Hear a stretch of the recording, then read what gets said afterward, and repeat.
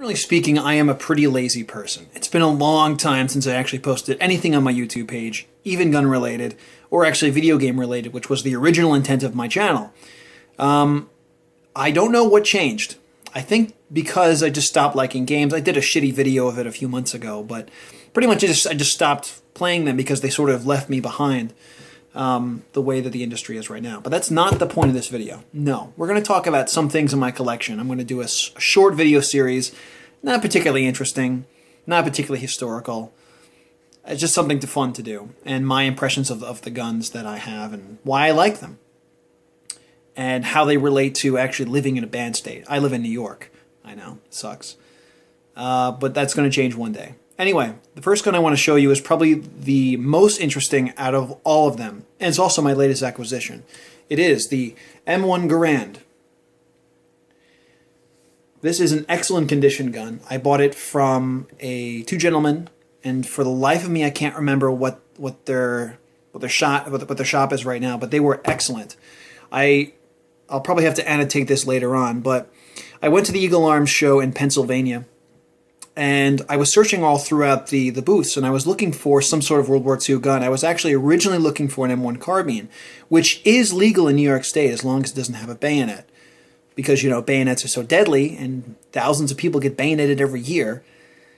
Forget it. But anyway, I was looking around, and I found an M1 carbine, and I was about to buy it, but then I told the guy to just hold on a second, because honestly, sometimes you have to be really careful about when you buy from gun shows. You know, you don't know who these people are. You can't necessarily bring it back for a return, especially when you're in a different state. I'm in New York. I had to drive all the way to basically Philadelphia. Actually, it was in Philadelphia to go there.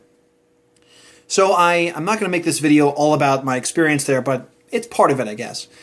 So the guy seemed like he wanted to sell it, and I says, hold on a second, and then I went around, and then I went to these two guys in the back, and as I said, I can't remember what exactly their name was, but they specialized in M1 Garands. And these guys would sit you down, and they talk to you a lot, and they taught you how to disassemble the gun, how to shoot it, how to maintain it, the history of the gun, all that kind of stuff. And they were like really, really just dedicated to these rifles. And, you know, as soon as they started talking to me like that, I was ready to put down that money. I was like, all right, yeah, here's my fucking money. So that was my first experience with the Garand, and it was a good one. Those two guys were just excellent people, and I had a wonderful experience with them, and they gave me a rifle that is in absolutely immaculate condition. It's really hard to see it from here, especially since I'm sort of using it at an awkward angle. That's always cool. But the gun is in fantastic shape. It's barely been shot. It's barely been used, it looks like. It is not necessarily a 100% period correct gun. There are some mix and match parts, although most of them are actually original. It's not a World War II gun, it's actually a Korea gun. It's actually a re-arsenaled weapon, but personally speaking, I don't really care too much about collector's value. I care about, does it look good, and does it shoot well? And this thing does fucking both in spades. This thing, I mean. So anyway, I brought it home, and I shot it for the first time, and I actually posted a video up on a Regular Guy 90's Facebook page. If you don't know that channel, go check it out. It's fucking cool. Everyone there is very nice. I've had a wonderful experience. There's a lot of homoerotic humor going on there, but, you know, if you're a red-blooded American, you do that shit. And don't fucking lie, I know you do that shit. At least once in your life you do it. And we do it there too. So if you're sensitive about that shit, oh hell, just do it anyway. Anyway, about this wonderfully long, I'm getting really off topic all of a sudden. I might have to talk to Rick Freeberg later on. Anyway, shooting the Garand is an interesting experience. The recoil isn't bad, but it's not wonderful. I've heard people say the recoil isn't bad. I've heard the recoil is fucking horrible. That's the worst thing ever. Some people are just scared of 30-06 for whatever reason. And to be honest, it's really not a terrible round in terms of recoil. I think a 12-gauge slug, maybe I'm a fucking pussy, but a 12-gauge slug is horrible. I hate it. But this gun is on the mild side of heavy recoil. It does take you for a loop, though. It does when you first fire it, because it's a gas gun, it has springs in it. You would expect it not really to recoil as much as it does, but it does. You can feel it. I noticed that with my body type, the way I hold it like this, my hand tends to slip off a little bit of the stock. Now that's probably just a training issue, but it's just something I had to deal with. The reason why I ended up getting this gun is because it's an American classic.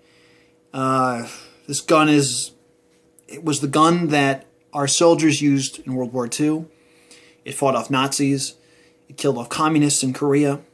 And it did many other things that really have lended to the cause of freedom, in my opinion.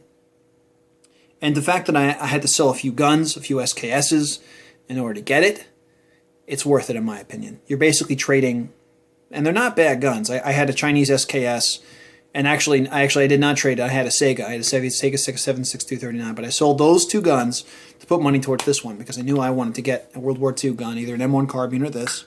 I ended up choosing this, and I don't regret it. Now, what's interesting about the M1 Garand is that there's another reason why I bought it, and it seems kind of a strange thing, but if you're in banned states, it would make sense to you.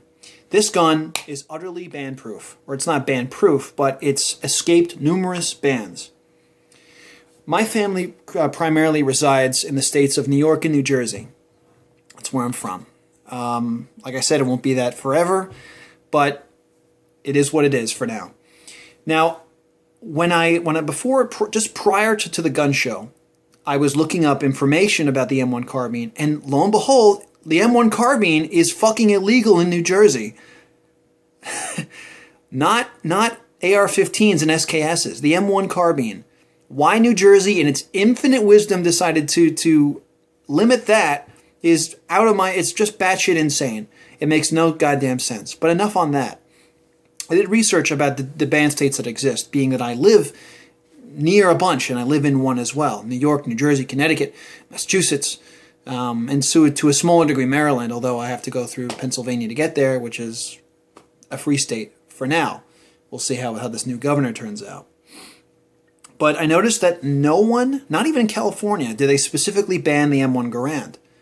That means it's legal in 50 states, which means you can take it anywhere and not have to worry about running into different bullshit laws and all that kind of stuff, arbitrary decisions about why the M1 or M1 carbine is illegal or why the M1 Garand is illegal. SKSs actually are illegal in Massachusetts last time I checked. I could be wrong, but when I looked it up, they were illegal. Why? I don't fucking know. Massachusetts and New York and all those banned states together are basically suck, and there's really nothing to say about that. But I've gotten a little bit off topic.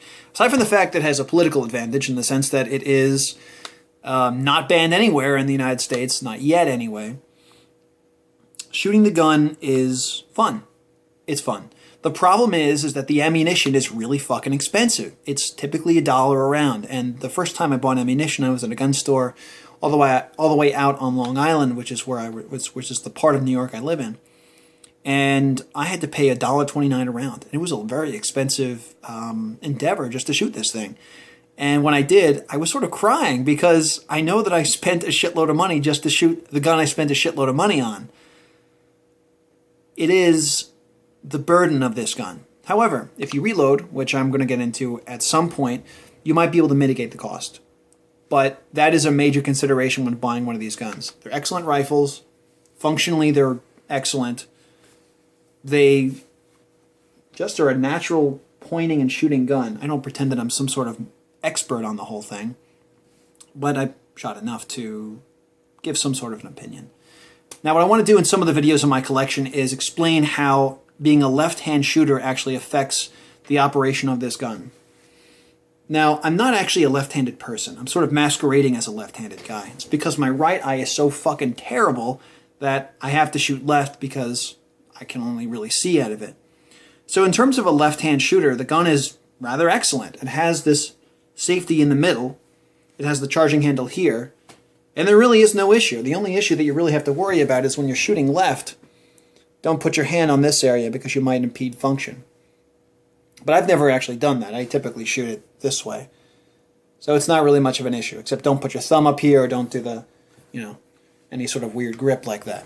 But for a left-hand shooter, the M1 Garand I think is a viable option. It's a little bit difficult to load sometimes, but then again, mine is very, very almost new, So shoving the M block clip in there is a little bit difficult. But it's doable. I just got to shoot it a lot. But I can't fucking afford the ammo. So if you're interested in giving me ammunition money, I am always, always open. So that was the video of the M1 Garand. I'll be doing a video of others in the future about more stuff that I own and how it affects just basic impressions of it. And yeah, have a nice day.